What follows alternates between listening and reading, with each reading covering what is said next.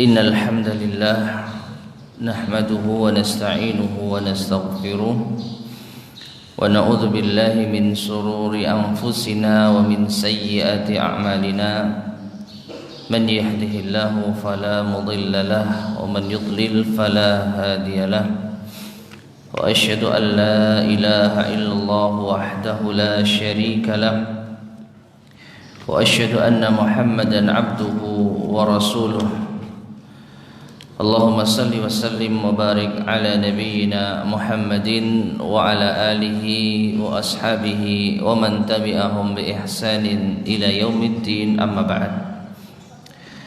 Ma'asyiral muslimin rahimani wa rahimakumullah.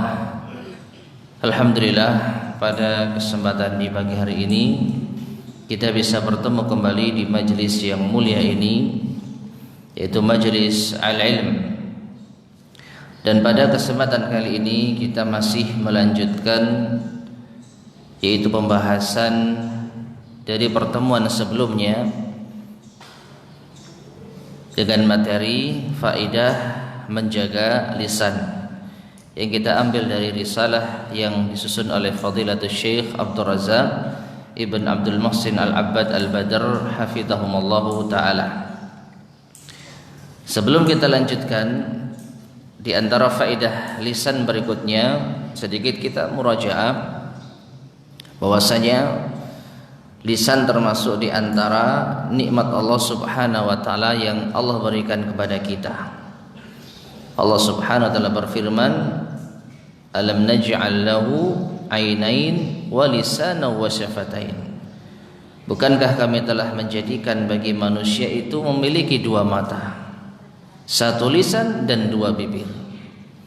Allah sebutkan secara khusus di antara bentuk atau di antara anggota tubuh manusia yang Allah ciptakan adalah dua mata, satu lisan dan dua bibir. Nah, ini menunjukkan bahwasanya memiliki lisan termasuk nikmat yang sangat besar yang telah Allah berikan kepada kita. Dan setiap nikmat dari Allah Subhanahu wa taala apabila kita bersyukur karenanya, maka Allah akan semakin menambah nikmat itu pada kita. La in syakartum la azidannakum wa la in kafartum inna azabi lasyadid. Sungguh jika kalian bersyukur, maka aku akan tambah nikmatku kepada kalian. Namun jika kalian kufur, ingatlah azabku amatlah pedih. Nah, di antara cara kita bersyukur kepada Allah Subhanahu wa taala terhadap nikmat lisan yang agung ini adalah dengan cara kita memanfaatkannya di dalam ketaatan kepada Allah Subhanahu wa taala dan kita menjaganya dari perkara-perkara yang bisa mendatangkan murka Allah Subhanahu wa taala. Nah, ketika seorang manusia sudah bisa memanfaatkan lisan pada perkara yang seperti ini, yaitu dimanfaatkan untuk ketaatan dan menjauhi perkara-perkara yang mendatangkan murka Allah, maka ia akan mendapatkan faedah-faedahnya. Dan kemarin telah kita terangkan 3 faedah yang didapatkan seorang manusia tatkala ia menjaga lisannya. Yang pertama apa? Mendapatkan ampunan dan perbaikan amal. Orang yang menjaga lisannya, maka Allah Subhanahu wa taala akan mengampuni dosa-dosanya dan akan memperbaiki amalan-amalannya. Ya ayyuhalladzina amanu ittaqullaha wa qulu qawlan sadida yuslih lakum a'malakum wa yaghfir lakum dzunubakum. Wahai orang-orang yang beriman, bertakwalah kalian kepada Allah dan ucapkanlah ucapan yang lurus, yang baik. Niscaya Allah akan mengampuni, niscaya Allah akan memperbaiki amalan-amalan kalian dan akan mengampuni dosa-dosa kalian. Ini yang pertama. Yang kedua adalah di antara faedah menjaga lisan, Allah Subhanahu wa taala atau Rasulullah SAW akan menjamin baginya surga. Orang yang menjaga lisannya akan dijamin masuk surga. Berdasarkan sabda Rasulullah sallallahu alaihi wasallam, "Man yadman li ma baina lahyaihi wa ma baina rijlaihi adman lahu al-jannah." Hadis riwayat Al-Bukhari. Kata Nabi SAW, barang siapa yang bisa menjamin untukku apa yang ada di antara dua rahangnya dan apa yang ada di antara dua kakinya, maka aku jamin baginya surga. Apa yang ada di antara dua rahang adalah lisan, dan apa yang ada di antara dua kaki adalah kemaluan. Jadi Rasulullah SAW menjamin orang yang bisa menjaga lisan dan kemaluannya dengan surga. Ini yang kedua.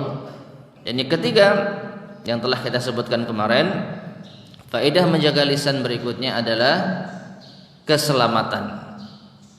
Orang yang menjaga lisannya akan mendapatkan keselamatan. Berdasarkan hadis riwayat At-Tirmizi dari sahabat Uqbah ibn Amir, tatkala beliau bertanya kepada Rasulullah SAW, man najah, wahai Rasulullah, bagaimana meraih keselamatan itu? Maka beliau SAW mengatakan, amsik alaika lisanak wal yasa'ka baituk wabki ala khati'atik. Tahan lisanmu dan hendaknya engkau merasa luas di rumahmu dan menangislah atas kesalahanmu. 3 perkara yang akan mendatangkan keselamatan. Salah satunya adalah menahan lisan. Nah, ini ma'asyiral muslimin rahimani wa rahimakumullah, 3 faedah yang telah dha'a kullaha biistiqamatihi, dengan istiqomahnya lisan. Ya. Jadi seluruh anggota badan kita ini bergantung pada lisan kita. Kalau lisan kita lurus, maka seluruh anggota badan kita akan menjadi lurus. Lurus secara maknawi. Ya, baik. Tapi kalau lisan kita bengkok, lisan kita buruk, maka seluruh anggota badan kita akan menjadi ikut buruk.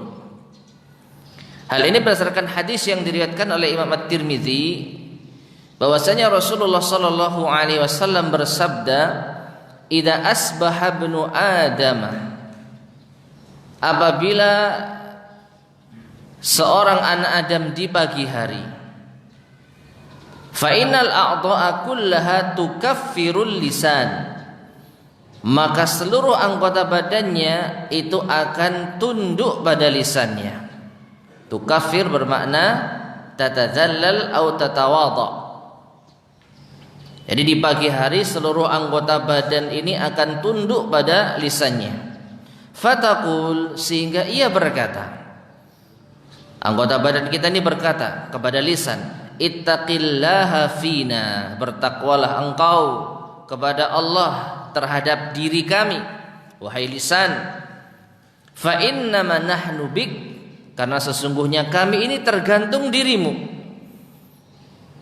Fa in istaqamta istaqamna, jika engkau istiqamah, jika engkau lurus, maka kami pun akan, ya. Jadi seluruh anggota badan kita ini bersatu padu di bawah lisan. Ya. Semua tergantung pada lisan. Sehingga ia mengatakan, kalau engkau lurus wahai lisan, kami akan lurus, tapi kalau engkau bengkok, kami juga akan bengkok. Dan ini ma'asyar muslimin rahimani wa rahimakumullah, bisa kita rasakan segala apa yang terjadi, yang selama ini pernah kita lalui, segala macam kelelahan, segala macam yaitu keletihan, bisa jadi di antara sebabnya adalah karena lisan kita. Karena kita salah ngomong misalnya, maka kita akan lelah pikiran, tenaga. Ya, kita butuh melangkah ke tempat yang mungkin perlu untuk mendapatkan pencerahan. Datang ke tempat ustadz misalnya, meminta saran, afwan ustadz, saya sudah ngomong begini, apa yang harus saya lakukan? Nah, ini menunjukkan apa? Gara-gara satu anggota tubuh ini saja semuanya akan repot. Ya, semuanya akan repot. Yang salah satu anggota badan, yang nanggung semuanya. Mencakup akal kita, pikiran kita, tangan kita. Setelah lisan ini keluar, atau setelah lisan ini mengeluarkan ucapan, Lalu kita menyesal tangan kita. Mungkin kita ambil handphone, hubungi kawan, sibuk untuk menelpon orang-orang yang bisa memberi nasihat. Ya, kaki kita tidak berhenti untuk melangkah ke tempat yang bisa memberikan pencerahan. Telinga kita akan sibuk mendengarkan nasihat. Mata kita akan yaitu awas atau perhatian terhadap apa yang disampaikan berupa nasihat, demi untuk menyelamatkan diri kita gara-gara lisan. Ya. Dan ini selaras dengan poin yang ketiga. Menahan lisan adalah sumber keselamatan. Sehingga sebaliknya kalau seorang mengumbar lisannya, ini adalah sumber petaka. Dan yang menanggung petaka tersebut sekali lagi bukan hanya lisan saja, tetapi seluruh anggota badan kita. Gara-gara lisan orang bisa masuk penjara, gara-gara lisan orang bisa dihukum dan lain sebagainya. Ya coba kalau seandainya yang dihukum cuma lisan saja gitu, kan enak ya. Ya, wes Pak, yang dipegang mulut saya saja masukkan penjara, badan saya bisa bebas. Tapi nyatanya tidak demikian. Nyatanya gara-gara lisan kita, seluruh anggota badan kita apa? Kena imbasnya. Maka benarlah apa yang dikatakan Rasulullah sallallahu alaihi wasallam. Ya, di dalam hadis ini bahwasanya lisan itu akan dituntut oleh anggota badan yang lainnya untuk senantiasa istiqomah, agar mereka semua anggota badan kita yang lain juga istiqomah. Taib. Ini yang keempat. Kemudian yang kelima, ma'asyar muslimin rahimani wa rahimakumullah, di antara faedah menjaga lisan. Beliau mengatakan, wa fi siyanatil lisani rif'atun lil 'abdi wa 'uluwun fi darajatihi wa fawzun bi ridwanillahi tabaraka wa ta'ala. Bahwasanya dengan menjaga lisan, maka seorang hamba akan mendapatkan ketinggian derajat dan kesuksesan dengan keridhaan Allah Subhanahu wa taala. Orang yang menjaga lisannya akan ditinggikan derajatnya dan akan diridhai oleh Allah Subhanahu wa taala. Berdasarkan hadis yang diriwayatkan oleh Imam Al-Bukhari, bahwasanya Nabi sallallahu alaihi wasallam bersabda, "Innal 'abda la yatakallamu bil kalimati min ridwanillah la yulqi laha balan yarfa'uhu Allahu biha darajatin." Yang artinya, sesungguhnya seorang hamba, dia benar-benar mengucapkan suatu ucapan, suatu kalimat yang mendatangkan keridhaan Allah, yang ia sebenarnya tidak perhatian dengannya, namun Allah akan mengangkat baginya derajatnya. Perhatikan ma'asyar muslimin rahimani wa rahimakumullah, terkadang seorang hamba itu ketika mengucapkan suatu kalimat yang ia tidak perhatian dengannya, ya mungkin itu kalimat yang ringan, kalimat yang hanya sekedar keceplosan, tapi baik, mendatangkan ridha Allah dan menjadi penyebab Allah angkat derajatnya. Misalnya apa? Ketika kita melihat kawan kita mendapatkan musibah, lalu kita memberikan apa? Yaitu masukan, saran, nasihat untuk bersabar. Kok ya pas nasihatnya ini tembus langsung ke hatinya, padahal dia hanya sekedar lalu saja. Gimana ini, saya begini, saya begitu, sabar, insya Allah diganti sama Allah nanti. Langsung dia masuk ke dalam hatinya. Bisa jadi seperti itu. Maka ucapan dia yang hanya sekedar lalu, ya refleks, karena ada orang mengeluh, ya dinasihati sabar. Dia tidak perlu latihan khusus untuk menyarankan sabar. Ya, dia mendapatkan ini karena ketika dia mengaji, ketika dia taklim, ya yang namanya orang susah ya harus apa? Sabar. Kan begitu di dalam Islam. Ya, yang menjadikan seorang muslim itu perkaranya menakjubkan kan ini. Ajaban di amril mu'min fa inna amrahu kullahu khair, kata Rasulullah SAW.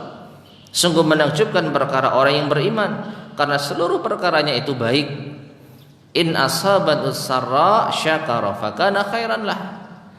Jika ia mendapatkan kegembiraan, kebahagiaan, kelapangan, dia bersyukur dan itu baik baginya. Wa in asabathu dharra sabara fakana khairan lah. Dan jika ia mendapatkan madarat, ujian, dia bersabar dan itu baik baginya. Nah, hanya modal ini saja, ketika ada orang yang mengeluh terhadap kesusahannya langsung keceplosan, ya yang sabar gitu itu. Ya, Allah akan memberi gantinya insyaallah. Nah, kok ternyata langsung masuk nasihatnya itu. Ya, membuat seorang muslim bahagia dengan nasihatnya. Maka kata Rasul sallallahu alaihi wasallam, bisa jadi kalimat yang yaitu kata beliau la yulqi laha balan, yang ia tidak memiliki perhatian terhadapnya, justru akan menjadi sebab yarfa'uhullahu biha darajatin. Allah akan mengangkat derajatnya dengan sebab ucapan tersebut. Nah ini. Dan hadis yang semakna pula diriwayatkan oleh At-Tirmizi, Rasulullah sallallahu alaihi wasallam bersabda, "Inna ahadakum la yatakallamu bil kalimati min ridwanillah ma yadhunnu an tablugha ma balagat fayaktubullahu azza wa jalla lahu biha ridwanahu ila yaumi yalqah." Yang artinya sesungguhnya salah seorang di antara kalian sungguh benar-benar akan mengucapkan suatu kalimat min ridwanillah, dari keridhaan Allah, artinya yang mendatangkan keridhaan Allah, sedangkan ia sendiri ma yadhun, tidak menyangka anta belugha ma balagat, ucapan ini akan mencapai apa yang tercapai, artinya tidak menyangka kalau ucapan ini akan sebegitu besar manfaatnya. Ya, sekali lagi mungkin ucapan yang hanya santai sambil lalu, tapi benar, tapi sesuai dengan apa? Kebutuhan orang yang kita ajak bicara, sehingga dia merasa bahagia dengan nasihat tersebut, sehingga dia merasa terhibur dengan yaitu ucapan kita tersebut. Yang mengucapkan sendiri nggak nyangka, oh ternyata karena ini ya, oh ternyata karena ini. Ya mungkin sering kita mendengar, ya alhamdulillah dulu antum pernah menyarankan seperti ini dan ternyata memang benar-benar apa manfaat bagi saya. Kita sendiri mungkin lupa, yang mana ya? Saya pernah nyarankan apa ya? Saya pernah mengatakan apa? Nah, ini menunjukkan kalau kita sendiri apa? Tidak menyangka bahwa ucapan ini akan benar-benar bermanfaat baginya. Namun bagi orang yang mendapatkan manfaat tersebut, dia sangat bahagia, dia sangat gembira.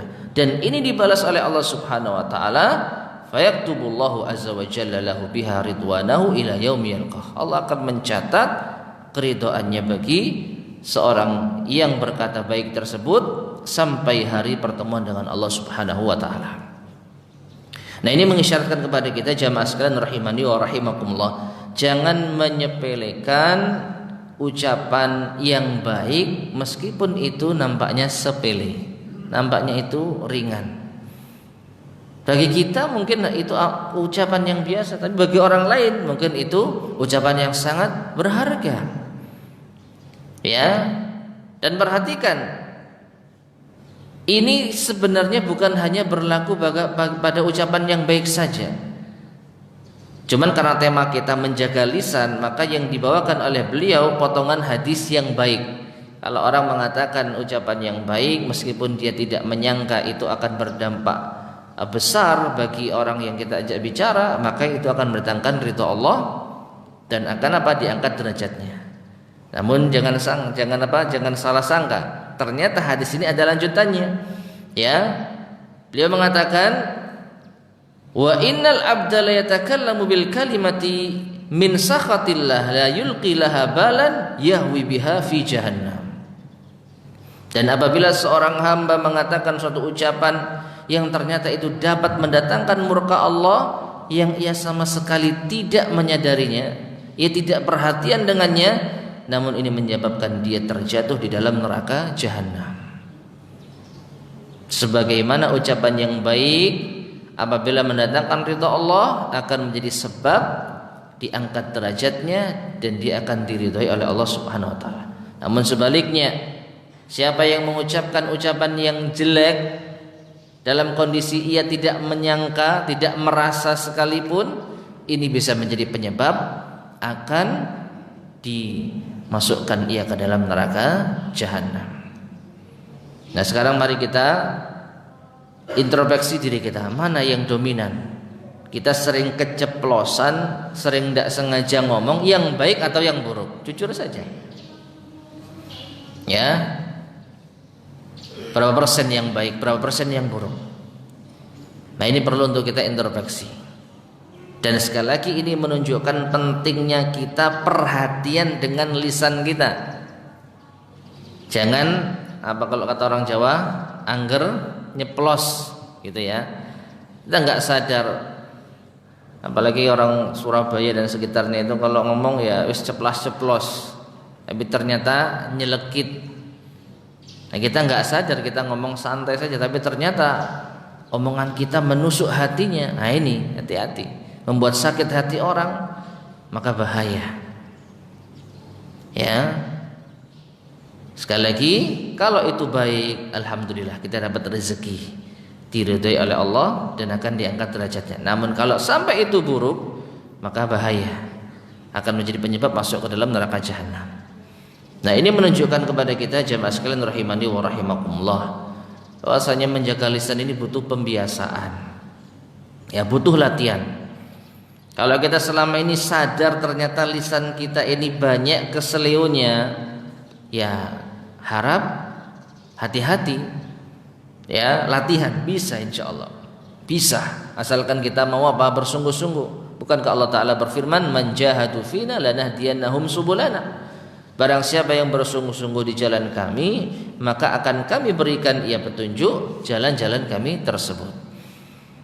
Ya, memang ada yang mengatakan kalau sudah watak itu sulit dirubah, tapi tidak ada yang mustahil kalau dia memang mau bersungguh-sungguh untuk merubah diri. Ya, kuncinya kita mau berubah. Selanjutnya kita minta kepada Allah Subhanahu wa taala hidayah dan taufiknya agar ucapan kita ini benar-benar terjaga. Taib. Jadi yang kelima, dengan menjaga lisan seorang akan diangkat derajatnya dan diridhoi oleh Allah Tabaraka wa taala. Nah, sekarang yang keenam, kita lanjutkan. Wasiyanatul lisan milakun atau malakun lil amri kullih. Dan menjaga lisan ini merupakan hal yang dapat menyempurnakan segala urusan.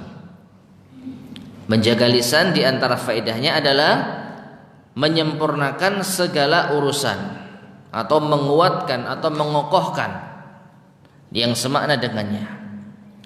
Dan ini ma'asyar muslimin rahimani wa rahimakumullah, berdasarkan hadis yang cukup panjang yang diriwayatkan oleh Imam At-Tirmizi dari sahabat Mu'ad bin Jabal radhiyallahu taala anhu. Ya, bahwasanya Mu'ad itu pernah berkata kepada Rasulullah, "Ya Rasulullah, akhbirni bi'amalin yudkhilnil jannah wa yuba'iduni 'anil nar." Hadis secara lengkapnya tidak disampaikan oleh Syekh Abdul Razak di dalam risalah ini. Namun kita kutip secara keseluruhan agar kita lebih memahami konteks hadis ini. Asal muasalnya itu gimana? Kok bisa lisan ini menjadi penyempurna segala urusan? Diawali dengan pertanyaan Mu'ad bin Jabal kepada Rasul sallallahu alaihi wasallam, "Wahai Rasulullah, beritahukanlah kepadaku suatu amalan yang bisa memasukkanku ke surga dan menjauhkanku dari neraka." Awalnya di sini. Amalan apa yang bisa memasukkan surga dan menjauhkan dari apa? Neraka. Maka Rasulullah sallallahu alaihi wasallam bersabda, "Laqad sa'altani an 'azim wa innahu layasirun 'ala man yassarahu Allahu alaih." Sungguh engkau telah bertanya kepadaku wahai Mu'ad tentang pertanyaan yang besar, meskipun itu sebenarnya mudah bagi orang yang diberi kemudahan oleh Allah Subhanahu wa taala. Jadi kata Rasulullah SAW, pertanyaan ini sebenarnya pertanyaan yang besar, tapi sebenarnya bisa mudah. Ya, gampang-gampang sulit. Kalau kita perhatikan besar karena ini menyangkut surga dan apa? neraka. Ya, begitu jauhnya perbandingan antara surga dan neraka. Ingin dimasukkan surga dan ingin dijauhkan dari neraka. Ini perkara yang besar. Meskipun demikian sebenarnya bisa didapatkan dengan mudah. Namun ala man yassarahullahu alaihi. Bagi siapa yang diberi kemudahan oleh Allah Subhanahu wa taala. Nah, lalu beliau bersabda, bagaimana cara kita mendapatkan surga dan dijauhkan dari neraka? Kata beliau sallallahu alaihi wasallam, ta'budullaha wa la tusyriku bihi syai'ah. Yang pertama, engkau beribadah hanya kepada Allah dan tidak berbuat syirik terhadap Allah dengan sesuatu pun juga. Ya, ini mutlak. Orang kalau mau masuk surga wajib bertauhid dan menjauhkan diri dari kesyirikan.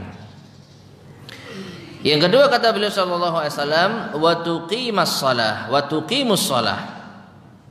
Ya, yaitu engkau mendirikan salat, mengerjakan salat, wa tu'tiz zakat dan engkau menunaikan zakat, wa tasumu Ramadan dan engkau berpuasa di bulan Ramadan, wa tahujjul baita dan engkau berhaji ke Baitullah.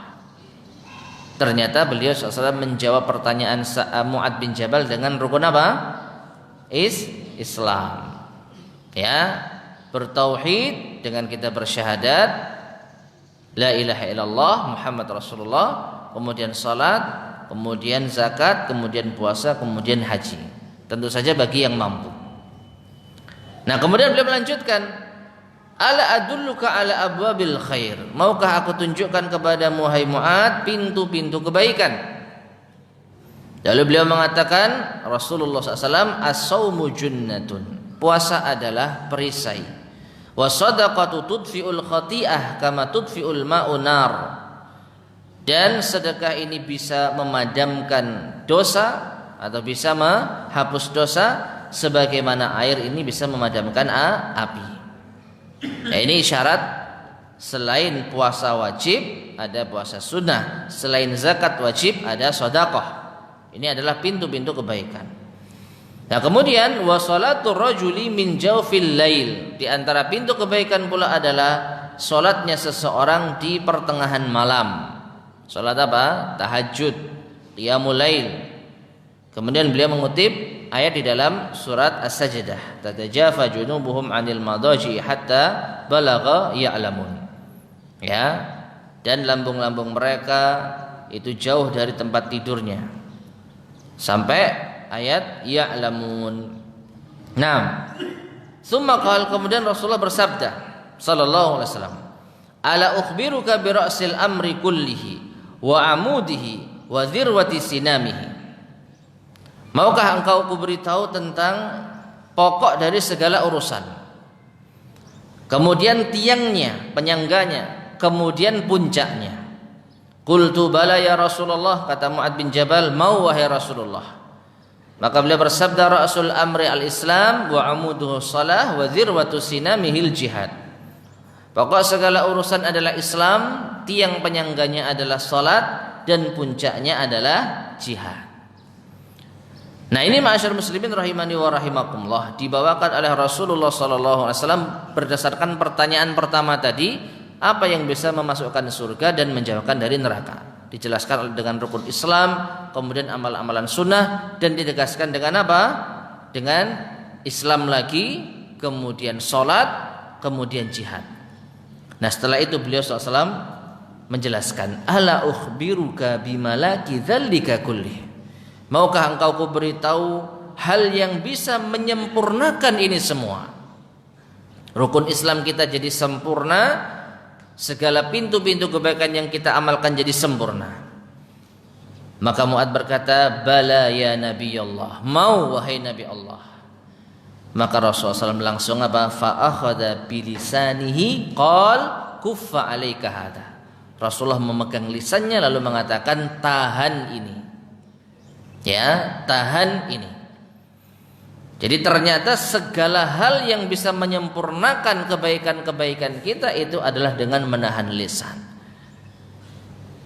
Padahal tadi pertanyaan yang ditanyakan, jawaban yang panjang, Ternyata yang bisa bisa dikatakan yang menyempurnakannya semua itu hanya lisan. Makanya Mu'adz bertanya setelah itu, "Ya Nabi Allah, wahai Rasulullah, wa inna la mu'akhaduna bima natakallamu bih." Apakah kita akan disiksa dengan apa yang kita ucapkan? Apakah gara-gara lisan kita bisa celaka? Maka beliau mengatakan, "Tsakilatka ummuka ya Mu'adz." Semoga ibumu kehilangan wahai Mu'adz. Artinya celakalah engkau wahai Mu'adz. Wa hal yakubun nasa fin nari ala wujuhihim wa ala manakhirihim illa hasaidu alsinatihim. Tidaklah yang menyebabkan manusia tersungkur di dalam neraka jahanam wajah-wajah mereka ataupun hidung-hidung mereka, melainkan karena lisan-lisan mereka. Ya. Dan yang menarik di sini Rasulullah SAW mengungkapkan lisan dengan hasaid. Ya, hasaid. Apa hasaid itu? Secara makna bahasa artinya hasil panen.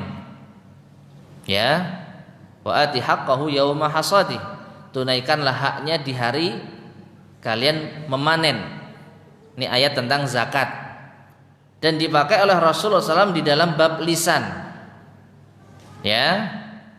Hasaidu alsinatihim bisa kita terjemahkan secara tekstual, yang menyebabkan manusia tersungkur wajah dan hidungnya ke dalam neraka jahanam adalah hasil panen dari lisan-lisan mereka. Nah, ini ma'asyar muslimin rahimani wa rahimakumullah. Jadi apa yang kita ucapkan itu nanti hasilnya akan kita dapatkan, hasil panennya akan kita dapatkan. Kalau seandainya apa yang kita ucapkan ini buruk, tentu panennya akan buruk pula. Dan ini yang menyebabkan kita masuk di dalam neraka. Nah, maka benarlah apa yang dikatakan Rasulullah SAW. Segala kebaikan yang kita lakukan ini nggak ada artinya kalau ternyata lisan kita buruk. Ya, kalau ternyata lisan kita tidak dijaga. Apalagi kalau sampai mengganggu kehormatan orang lain. Kalau sampai mendolimi orang lain. Tidakkah kita ingat dengan hadis bangkrut? Apa bangkrut bahasa Arabnya? Muflis. Atadruna mal muflis? Rasulullah pernah bertanya tentang kebangkrutan. Tahukah kamu orang yang muflis, orang yang bangkrut? Maka para sahabat menjawab dengan spontan, al-muflisu fina alladzi la mata'. Orang muflis di antara kami orang yang tidak punya harta. Ya, enggak punya apa-apa, enggak punya dirham wala dinar. Dinar dan dirham enggak punya. Maka ternyata Rasulullah SAW mengatakan, al-muflisu fi ummati, orang muflis di kalangan umatku ini adalah mereka yang datang di hari kiamat membawa pahala sholat, membawa pahala puasa, membawa pahala zakat. Jadi orang yang amalannya diterima oleh Allah SWT. Buktinya mereka bisa membawa ini di hadapan Allah. Namun ternyata dia memiliki sikap yang buruk. Dia telah syatama hadza, mencela orang ini. Wa akhadha mala hadza, mengambil harta orang ini. Wa daraba hadza, dan memukul orang ini. Intinya dia telah melakukan kezaliman kepada orang lain. Salah satunya dengan lisan. Ya, lalu apa yang terjadi? Maka seluruh kebaikan-kebaikan yang ia kumpulkan, sholatnya, zakatnya, sedekahnya, puasanya, umrohnya, hajinya, berbuat baiknya kepada orang tua mungkin, ini akan diambil lalu akan dilimpahkan kepada orang-orang yang terzalimi. Ini kalau mencukupi. Anggaplah pahalanya 100, kezalimannya 50. Diambillah 50 untuk membayar kezaliman. Ya, masih punya 50. Tapi kalau ternyata enggak cukup, kebaikan yang ia amalkan tidak cukup untuk membayar kezaliman yang ia lakukan. Kebaikannya cuma 50, kezalimannya 100. Mau enggak mau 50 ini dibayar untuk ngelunasi kezalimannya belum cukup. Masih punya utang 50. Apa yang terjadi? Maka dosa orang-orang yang terzalimi ini akan dilimpahkan kepadanya. Jadilah ia orang yang bangkrut. Sudah bawa pahala, pahalanya dikasihkan orang. Karena nggak cukup, dosa orang dilimpahkan ke dia. Bangkrut yang sesungguhnya seperti ini. Dan berarti kan masyarakat muslimin rahimani wa rahimakumullah, orang-orang semacam ini orang-orang yang sholatnya diterima. Ya, karena jelas-jelas dia datang kepada Allah di akhirat membawa, berarti amalnya diterima. Ikhlas dan sesuai dengan tuntunan, kan begitu. Amal soleh diterima kalau memenuhi 2 syarat. Sholatnya diterima, puasanya diterima, amal soleh diterima. Namun ternyata gara-gara kezaliman ini semua buyar. Subhanallah. Maka seringkali saya sampaikan, hati-hati dengan hak sesama muslim. Karena ini akan mendatangkan kebangkrutan nanti di akhirat. Kalau kita berdosa kepada Allah Subhanahu wa taala yang tidak ada kaitannya dengan hak manusia, perkaranya lebih mudah, Allah Maha Pengampun. Tapi kalau terkait dengan hak orang lain, Allah menegakkan keadilannya. Ya. Pasti akan dibalas di dunia atau di akhirat. Lebih baik di dunia. Karena di dunia bisa dinego. Ya, kita punya utang sepurane guys, sok bayar 1.000 aku sok bayar 50.000, yes gak apa-apa 50.000. Sah. Ridho selesai. Di akhirat nggak bisa, ya tidak bisa. Nah bayangkan ini orang yang punya amal soleh, selama hidupnya dia membawa amal soleh. Lah kalau orang kerjaannya menzolimi orang lain tapi juga nggak punya amal soleh, bagaimana nasibnya? Contoh kita misalnya, amalannya nggak banyak, ya belum tentu diterima. Lalu kita berani-beraninya mendolimi orang, sudah siap kan nanti kita? Kita membayar kezaliman dengan pahala kita. Pahala dari mana? Amalan kita belum tentu diterima Allah. Yang pasti dosa orang lain akan ditimpakan kepada kita. Hati-hati dengan hak manusia, hati-hati dengan hak hamba-hamba Allah Subhanahu wa taala. Namun Allah Subhanahu wa taala sungguh sangat pemurah kepada hamba-hambanya. Kita diberikan satu kesempatan untuk bisa mengejar ketertinggalan amal-amal kita yang kurang dengan memburu Lailatul Qadar. Maka kalau sampai bulan Ramadan kita nggak ada antusias mengejar Lailatul Qadar, benar kata Rasulullah SAW, faman hurima khairaha faqad hurim. Siapa yang terhalang dari mendapatkan kebaikan di malam itu, maka dia akan terhalang dari mendapatkan kebaikan seluruhnya. Coba amalan apa yang bisa setara dengan mengamalkan kebaikan selama al-syahr, 1000 bulan, kalau bukan di malam Lailatul Qadar?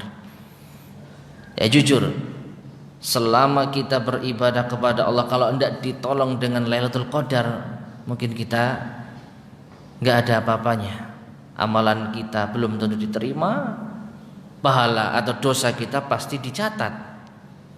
Ya, ini kalau kita ngitung antara amal soleh dan dosa, kayaknya nggak nutut ini.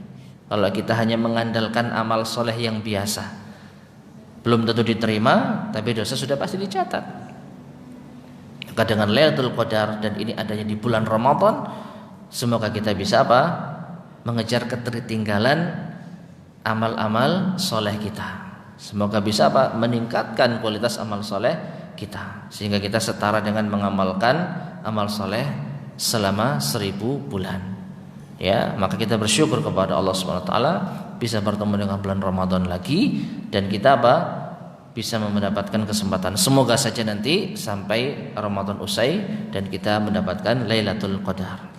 Taib yang terakhir, masyaallah muslimin rahimani wa rahimakumullah, yang ketujuh, di antara faedah menjaga lisan, kata beliau, wa min thimari siyanatil lisan, dan di antara buah menjaga lisan, annahu alamatun min alamatil iman, bahwasanya ini termasuk di antara tanda-tanda keimanan. Menjaga lisan itu adalah tanda orang yang beriman.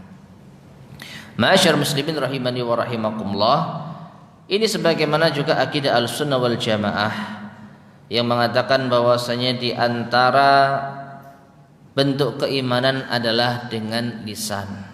Ya, Ahlussunnah wal Jamaah mengimani bahwasanya al-imanu qaulun bil lisan wa i'tiqadun bil janan wa amalun bil arkan. Iman itu mencakup ucapan dengan lisan, keyakinan di dalam hati, dan diamalkan dengan perbuatan.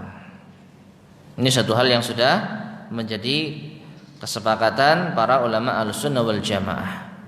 Ya, bahwasanya iman itu tidak hanya sekedar diyakini saja, butuh diamalkan dan butuh diucapkan. Nah, di antara dalilnya adalah hadis yang diriwayatkan oleh Al-Bukhari dan Muslim bahwasanya Rasulullah sallallahu alaihi wasallam bersabda, "Man kana yu'minu billahi wal yaumil akhir falyaqul khairan aw liyasmut." Barang siapa yang beriman kepada Allah dan hari akhir, hendaknya ia berkata yang baik atau diam. Ya. Dan ini hadis yang mungkin sering kita dengar. Lagi-lagi hadis-hadis yang mungkin kita sampaikan sering kita dengar.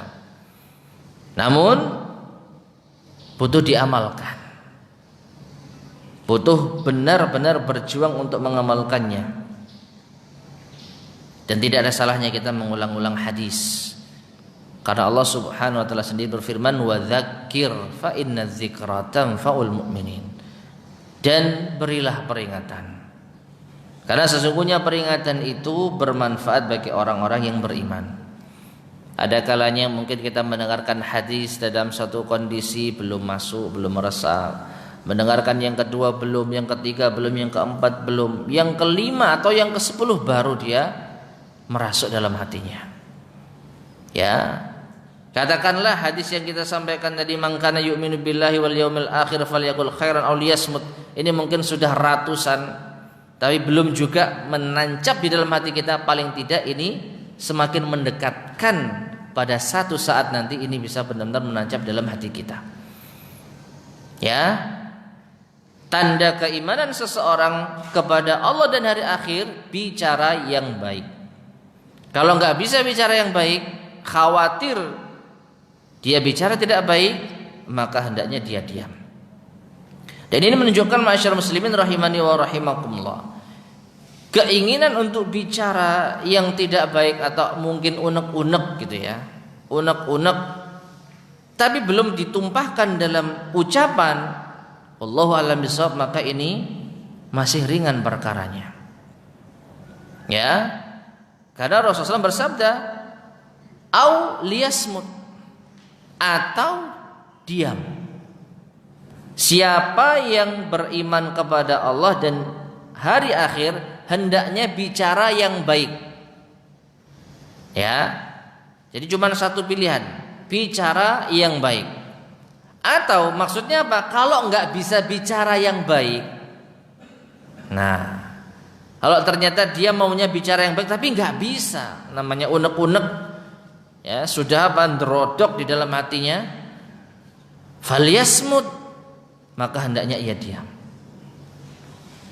Ya ini. Jadi selama itu masih tertahan di dalam dada kita, di dalam benak kita, maka perkaranya mudah. Tapi kalau sudah kelanjur keluar, nah ini perkaranya berat. Ada hati-hati yang tersakiti, ada orang-orang yang terzalimi, maka harus apa? Dipertanggungjawabkan.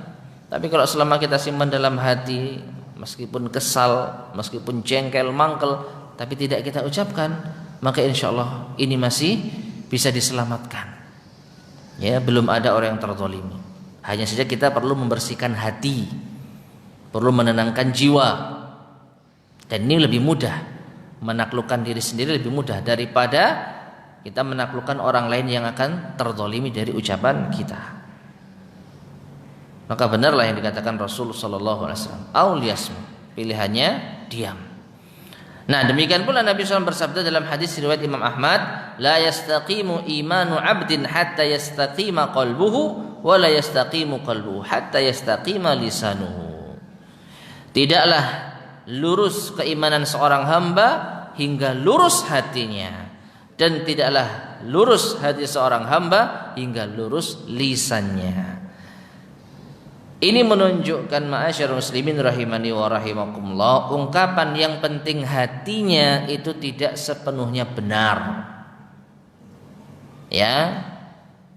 Yang penting hatinya, kan sering kita dengar itu. Yang penting hatinya. Artinya apa? Enggak penting perbuatannya, enggak penting ucapannya. Yang dilihat itu hatinya, yang penting hatinya. Maka tidak benar. Rasul sallallahu alaihi wasallam jadi mengatakan, la yastaqimu qalbuhu hatta yastaqima lisanuhu. Ya. Justru hati itu dicerminkan di dalam lisan. Apa yang ada di dalam hati kita itulah yang terlihat di lisan kita. Kalau orang omongannya kotor, ya nggak akan mungkin kita mengatakan orang itu hatinya baik sebenarnya. Ya nggak bisa. Justru hati baik itu diwujudkan dengan lisan yang baik. Ya. Dan lisan yang baik ini atau hati yang baik ini tanda seorang beriman dengan sebenar-benarnya. Jadi iman sekali lagi masyarakat muslimin rahimani wa rahimakumullah harus terpenuhi dua perkara ini, lisan dan hati. Dan satu lagi apa? Perbuatan. Nah, dengan demikian maka pentingnya sekali lagi kita menjaga lisan. Dan inilah wujud di dalam hati kita. Apa yang kita ucapkan itulah gambaran dari hati kita. Kalau kita mengucapkan ucapan yang baik, ya seperti itu hati kita. Tapi kalau ucapan kita kotor, ucapan kita jahat, ya itulah gambaran dari hati kita. Maka mudah-mudahan Allah Subhanahu wa taala menjadikan bulan Ramadan ini bulan untuk latihan bagi kita semuanya di dalam menjaga lisan kita. Ingat sekali lagi, di antara perkara yang berat nanti pertanggungjawabannya di hari kiamat adalah ditunaikannya hak-hak hamba. Jangan sampai ada catatan lisan kita ini menyakiti orang lain sehingga kita nanti dituntut di akhirat. Kalaupun ada, maka segera kita meminta penghalalan. Ya, kalaupun kita pernah menyakiti hati orang lain, hendaknya kita segera meminta maaf. Jangan sampai ini dibawa nanti di akhirat, karena nanti pasti akan dipertanggungjawabkan. Kalau enggak, amalan kita yang akan diserahkan ke orang yang kita zalimi, dosanya akan dilimpahkan kepada kita. Wal iyadu billah. Wallahu a'lam bishawab. Tapi di sini ada pertanyaan. Ustaz, saya menemui saudara kita yang ketika berbicara selalu membuat sakit hati dalam konteks bercanda maupun serius, tetapi dia menganggapnya biasa saja. Jadi ketika bertemu saya selalu berusaha menghindar dari berbicara dengannya. Pertanyaannya, apakah yang saya lakukan menghindarinya sebagai sikap yang benar dan seperti apa standarisasi dalam menjaga lisan? Taib, apakah yang saya lakukan menghindarinya sebagai sikap yang benar? Benar apabila kita tidak bisa merubahnya. Apa artinya? Kalau kita bisa memberi masukan, memberi nasihat, ya, kamu kalau bicara itu yang baik, meskipun kamu menganggap tidak serius, meskipun kamu menganggap ini bercanda, tapi ya ini membuat sakit hati orang, ya, membuat orang tersinggung. Kalau itu bisa dilakukan, lakukan. Paling tidak ini sebagai bentuk nasihat kepada dirinya, karena agama ini dibangun di atas nasihat. Tapi kalau sudah dilakukan misalnya, tapi enggak mempan, atau maka malah kita mungkin dianggap bercanda, Allah ngono ae kok baper gitu ya. Ya, zaman sekarang ini kata baper ini seakan-akan menjadi momok. Ya. Padahal yang namanya manusia itu punya perasaan enggak? Punya. Jadi baper ini perkara yang negatif atau positif? Tergantung. Ya. Bisa menjadi positif, bisa menjadi negatif. Ya. Positif kalau apa? Kalau ternyata dalam artian positif itu orang yang tersinggung misalnya karena ucapan saudaranya. Lalu kita katakan baper. Ya memang baper saya. Ya, saya punya perasaan Anda menyinggung saya, kok nggak boleh dikatakan baper? Nah ini. Nah misalnya ada orang yang kita nasihati, wah kamu gitu aja kok, dianggap serius, baper kamu. Nah akhirnya apa? Ya Allah, sudah dikasih nasihat benar-benar kok tambah disakiti lagi, ya. Akhirnya ya sudahlah, daripada setiap ketemu saya sakit hati, mending saya hindari. Maka ini boleh dilakukan. Ya, ini boleh dilakukan. Di antara hal yang mendukung ini adalah suatu riwayat dari para ulama salaf, saya lupa kalau nggak salah antara Ibrahim An-Nakhai dan satunya lupa saya. Jadi intinya dua ulama ini seorang atau dua orang yang memiliki kekurangan. Yang satu penglihatannya tidak sempurna, yang satu kakinya cacat. Ya. Kedua ulama ini berjalan bersama-sama. Lalu sampai di suatu persimpangan, salah seorang dari mereka mengatakan, lebih baik kita pisah.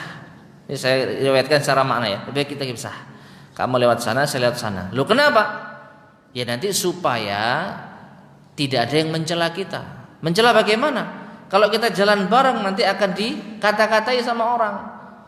Orang yang penglihatannya tidak sempurna menunjukkan jalan kepada orang yang pincang. Artinya apa? Sama-sama cacatnya jalan bareng, gitu loh bahasa kasarnya. Maka dikatakan kepada ulama yang mengatakan tadi, ya, loh apa masalahnya? Biarkan saja mereka mencela, kita dapat pahalanya kok. Sepintas benar juga kan? Ya silahkan ghibah-ghibah kita. Ya nanti kita yang dapat pahalanya, mereka yang dosa. Maka beliau mengatakan yang menginisiasi untuk pisah jalan, demi Allah, lau naslamu wa yaslamun khairun min an naslamu naslamu wa yu'jarun, ya, atau wa ya'samun, afwan. Demi Allah, sekiranya kita selamat dan mereka juga selamat, ini lebih baik dibandingkan kita selamat mereka berdosa. Paham gak maksudnya? Lebih baik selamat semua, kita gak kena ghibah dan juga mereka gak ghibah. Artinya gak ada yang dapat dosa, ya kan? Kalau jalan-jalan sendiri, oh kasihan rek, orang buta sendirian, oh kasihan orang yang sedang kakinya pincang sendirian. Tidak ada celaan, hanya mungkin rasa iba, mungkin didoakan tambah baik kan kalau sendirian. Tapi kalau berdua, wih itu pincang sama buta jalan bareng, ya. Maka kata beliau, lebih baik kita selamat dari celaan dan mereka juga selamat dari berdosa mencela, daripada kita selamat dapat pahala tapi mereka dosa. Nah ini yang mungkin menginspirasi saya di dalam menjawab pertanyaan tadi. Lebih baik sama-sama selamatnya. Kalau nggak ketemu, dia nggak nyakitin kita, hati kita juga nggak sakit.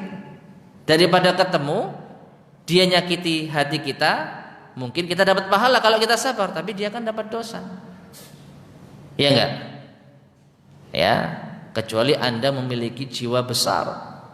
Setiap Anda dikata-katai, Anda sabar dan tidak menuntut. Tapi mustahil ini bisa dilakukan terus-menerus. Sekali mungkin dimaafkan. Kalau berkali-kali, ya, namanya hati ini pasti suatu ketika akan panas. Dan ini tentu akan membuat dia celaka dengan dosa lisannya. Nah, maka wallahu a'lam bishawab, kalau bisa dihindari, apabila tidak bisa dinasihati, maka wallahu a'lam mungkin ini jalan yang terbaik. Nah, kalau dia tanya kenapa kok menghindar? Lah omonganmu sih. Ya gampang saja. Ya supaya kamu nggak dapat dosa dan saya juga supaya nggak sakit hati. Ya saya sengaja menghindar. Nggak apa-apa, jujur aja. Wallahu a'lam bishawab. Dan seperti apa standarisasi dalam menjaga lisan? Sudah dijelaskan Rasulullah SAW. Berkata yang baik atau diam. Ya, makanya Syekh Abdul Razak di akhir istilahnya sebenarnya menjelaskan poin faidah yang ringkas yang kita singkat saja. Jadi orang yang sebelum berbicara dia harus berpikir tentang yaitu 3 perkara. Kalau dia pastikan ucapannya baik dan berdampak baik, maka silakan bicara. Tapi kalau dia pastikan ucapannya buruk dan berdampak buruk, maka harus diam. Yang ketiga, kalau dia nggak yakin baik atau buruk, maka tetap diam. Dan ini diambil dari sabda Rasulullah SAW. Pilihannya itu bicara yang baik cuma satu. Kalau nggak bisa diam. Maka kalau tahu itu baik dan berdampak baik, bicara. Sebaliknya kalau tahu itu buruk dan berdampak buruk, maka tahan. Dan kalau nggak tahu ini baik nggak ya, maka lebih baik diam. Ya. Nah, dari apa yang disabdakan Rasulullah SAW sudah mencukupi. Standarisasi dalam menjaga lisan apa? Ya bicara yang baik. Selain bicara yang baik juga dilihat dampaknya. Ya, kalau dampaknya kita perkirakan baik, maka silakan bicara. Tapi kalau khawatir kita belum tahu antara tersinggung enggak ya, antara baik enggak ya, maka lebih baik kita diam. Wallahu taala alam bissawab. Baik, ma'asyiral muslimin rahimani wa rahimakumullah. Mungkin ini yang bisa kita sampaikan pada kesempatan di pagi hari ini, mudah-mudahan bermanfaat. Kurang lebihnya saya mohon maaf. Subhanakallahumma bihamdika asyhadu an la ilaha illa anta astaghfiruka wa atubu ilaik. Alhamdulillahirabbil alamin. Assalamualaikum warahmatullahi wabarakatuh.